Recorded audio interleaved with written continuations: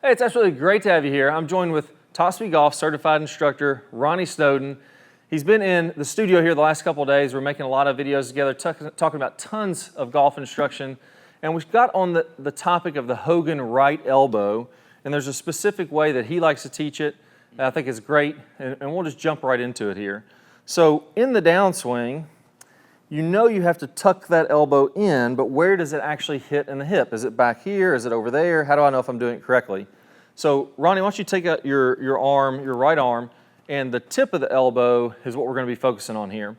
And if you look at his right hip, there's a belt loop, usually to the right of your belt buckle on your right hip. Somewhere in that general vicinity, just above that, you can feel kind of the edge of your pelvis, like the bony part there that's sticking out in the front. Now, what you want to do is as you're coming into impact, you're going to feel like the tip of your elbow goes right into that bony piece of your hip, just above your right belt loop and your right belt and your side there. And now, before I stop, or before you keep going, Clay, I want to point out one thing here. It's important that your elbow is not just tucked in that position, in that spot, but you need to make sure that the pit, your arm pit, is actually pointing up in the sky here. Yeah, I like that because, you know, what we were talking about earlier too, if you don't have that pit up, then you start to come over the top and get steep. So show them one like you were talking to me earlier, to where you let that right elbow go out away, and now that's going to kick this shaft out this way. So basically if he tucks it, it gets it in, and then as he goes more out with that elbow, it starts to kick the shaft out. And if you go a little higher up in the swing, now all of a sudden that's a steep swing. Tuck in the elbow now, and you see that's going to shallow that swing out a little bit. So that's where you want to put the elbow, and we'll get to this in a minute, but it's okay to have that come off in the backswing. So you can raise your hands up in the backswing. We're talking specifically here about impact and getting it right in there. The next piece of it, so if you take your hand like we were doing earlier, and we put the palm up and that elbow in the right hip, this is where a lot of people go wrong here, is this hand is open, and if I kind of put that on the club face, kind of matched up the leading edge of the club face to my hand, you would see this club face would be wide open here. So if he had this position and you kind of went down in kind of a mock downswing, as he gets closer and closer to impact, yes, he's tucked with his elbow. And I think a lot of people can do this. This is easy for most players, but this club face is wide open. His club face is pointing over here somewhere, and this would be the biggest block slice you've probably ever hit in your life. I think a good thing to do, Clay, is to think of your palm as your club face. So whatever your palm is doing, your club face is doing. So you know that when you're coming into impact here, if you want to square the club face up, you know you want to basically go up like this. It's like you're shaking someone's hand. Your thumb would be straight up in the air, like you're going to go out and shake someone's hand. Yeah, I like that. And then that way, you know, if your palm's open, the club face is open. If your palm is closed, then your club face is going to be too closed. You're going to be hooking it. So you're just trying to square up your palm with the club face. Now, if you have a little bit stronger grip, so maybe my hand is turned a little bit more under, that's okay. You know, it's going to be a little more on the open side. If you have a weaker grip, it might be a little more on the closed side. I don't think that matters that much, because I think whatever you feel as being square and you watch the ball flight, your brain will kind of associate that with it. So just think about coming down, squaring up the palm. That should be perfect feeling to have. Yeah, I like that. Another piece we talked about just a minute ago was the shaft lean, and I like this a lot. So you talked about having this right wrist. So if we go into extension, which would be knuckles back toward my elbow, that would be this way. Or if I go into flexion, that would be my palm toward my body like that. And that's really important for getting lag and then shaft lean and impact. Right, and if you think of your extension and your flexion as your shaft lean, okay? If you want to have 10, 20 degrees of shaft lean, you need to be about 10 or 20 degrees of extension. And that's like knuckles back toward your forearm back there. So you add all three of those pieces together and you can get into the perfect impact position. Yeah, so let's go through all three together now. We got the elbow tip tucked into the right hip pocket, and it's just above the belt. This is at impact. We don't want that palm up now, so we're going to get down in our posture like Ronnie's already doing there. We don't want this palm up. That would be a wide open club face. We're going to square up the club face with our hand. And then if we want a little bit of shaft lean, this hand is going to go back into a little bit of extension. If you want 5 degrees, make it 5 degrees. You want 10, make it 10. And then all you're going to do from there is just make sure that the forearm is going a little bit forward. That way that you actually have your hands in front of the golf ball at impact. And I'll tell you a little side note here. I did some research on tour players. And if you draw a line, go back into that impact position again. if you draw a line from the inside of this right elbow and you draw it straight down to the ground, that's going to be at the golf ball or even slightly in front of the golf ball at impact. So basically saying that that right arm is kicking in front, the hands are leading the way.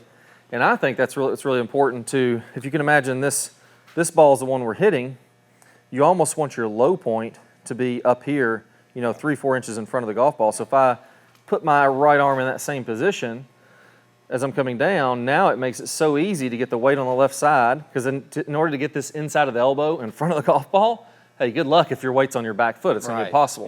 Yeah, it's way back there. You get your weight on your front side, and automatically it's going to shift it up there, and it feels like, when you just look at him standing here, it feels like he's going to get that divot in front, which is great. All right, so it's kind of presetting you in a position to, be good impact. If we take it back from there, this is great to know where we're headed. And the reason I started with impact, and we talked a lot about impact earlier, that's all that matters. If you're hitting this ball perfectly solid, then who cares about the rest of it? But there's some things you can do earlier in the swing that make impact a lot easier. And we talked about a few things with address. What are a couple of things you like to see with address when you set up to make, almost like preset it into that impact position? Well, I mean, it's good if you go ahead and have your elbow in this good position at address, it kind of goes ahead and gives you that feel for where you want to get to at impact, okay? So I like to go ahead and kind of preset my elbow kind of tucked into the spot at address. Now, of course, it's going to come away. It's not going to be tucked in during your entire swing, but if you go ahead and get that feel, you know where you're trying to get back to. Yeah. And I like how when you're tucking it in there, go ahead and do that again. At address, it's going to be off the hip a little bit, and that's just because his hips aren't open at address. Your hips are basically square in a normal posture, so go ahead and just set up like you're going to address the ball. So you'll see how this pit is still up, but it's going to be a little bit away from his hip. It's not actually touching his hip at all there. Now, if I kept all this the same and you went ahead and opened your hips up a good 20 or 30 degrees, look how that right hip moved into the elbow, and now it's really connected. So we're doing all the same principles. Go ahead and back to address again. Elbow pit forward, right wrist angle back, palm of the face is kind of matching the club. Even got a little bit of shaft lean is nice to do that just to kind of preset the feeling. And then from there, I think a big misconception is that and I've heard this a lot, is that we want to keep that elbow like kind of tied to the ribs. Yeah. So when you make your backswing, you're just kind of folding it up. Yeah, but I mean, I know that's probably something that you might have heard before, but it's almost outdated in a way, because if you really try to keep it in here the entire time, your backswing is really restricted. Okay, you want to be able to come up here, so you're going to have to release that elbow from your side in your backswing. But one, it's address. It's good to have it in here so you kind of know that feel for where you're trying to get back to. And then in the downswing, it's very crucial to get back to that spot, get that elbow tucked in, have that pit pointing up. That's just, you have to do it that way if you want to have. There's no way to get lag, no way to get shaft lean, no way to get it from the inside, no way to get the divot in front if you're not doing that. So like if you look at Rory, go back here to address again, a good dress position. So now as he takes his backswing nice and wide, imagine your arms kind of coming back here and almost hitting in my hand. Look how this elbow comes off the body. There's some space there. That's okay. In his mind, he's still feeling where he needs to get to at impact. So things are going to move around, and this is going to be a lot more powerful. And then from there, the elbow pit is still up. You just go ahead and lift to the top of your swing. Yes, there will be some separation between the elbow and the rib cage at the top of the swing. And the thing I think, Hogan made this kind of popular to keep that really tucked in there. One thing that he did that lots of people can't do is he was so flexible. You look at the positions he gets into, teaching thousands of different players. I can tell you a small fraction of maybe 1% can get into those positions. If you take somebody that's not as flexible as Hogan was, you try to get them to tuck that elbow and still make a good turn where they get way back there, all of a sudden you end up with a really short swing that doesn't have a lot of power in it. Yeah, you lose a lot of power that way. Let me try to hit a couple swings here, and I'll show you kind of that tuck position. So I'll get to a good address spot. Maybe stand like right here, that way I don't hit you and we can still see from both camera angles. So let's go good address position, elbow up. From here, I'm going to try that idea of just keeping my elbow tucked into my side the whole time. You notice when I do that, I'm using a lot of arms, and I'm having to go hard from the top to get the speed because I'm not super flexible. And I'll hit a good shot here, most likely. It'll be solid, but we're going to see a lot of decrease in distance when I'm doing it this way. Let's try it out. Yeah, so that was a nice solid shot. It even looks good on camera for a 9-iron, 136 yards. That's okay, but I'm going to lose a lot of strokes if I don't do my normal swing and I hit my 9-iron 136 versus what my normal capability is. I'm still moving through those same positions. I'm just lifting my arms, then moving through them in the downswing where it gets tucked and tucked all the way through impact. You know, that's the part that really matters. Let's try another one out here. There we go. Another good straight shot, nice draw, and it was 166. So I think a lot of people confuse this. They say, well, you know, I don't mind hitting my 9-iron 136, but maybe if you're not as strong as I am, maybe you're only hitting, you know, you're already hitting it shorter than I am with your full swing. Maybe that 136 is more like a 105 or 110 with a 9-iron, and it's just hard to, you know, make a lot of birdies if we're hitting with that kind of swing speed. Get the arms to raise on up, come all the way through it, and, you know, just make sure you move through impact in that Hogan. Now, but if you're looking for a good progression drill, I think taking those little half swings can be a good thing. At least it gets you used to where your arm's supposed to be at impact. And even if it's not what you're really going to do in the full swing to get all your, you know, your full potential of power, it's still good to just get used to hitting it and getting into that good impact position with the elbow tucked. So taking those little half swings, keeping it connected the whole time, is a good way to start this off. You can take these little half swings, get used to that feeling, and then kind of gradually, once you get used to that feeling, you get used to that impact position where that elbow is nice and tucked in your side. Now you can start coming away, and you'll be able to better feel how to get back to that same position. Yeah, I like that because that little tucked into the ribs position we're talking about there, that's the right position. It's just happening in my downswing. So once I already finish the backswing and start down.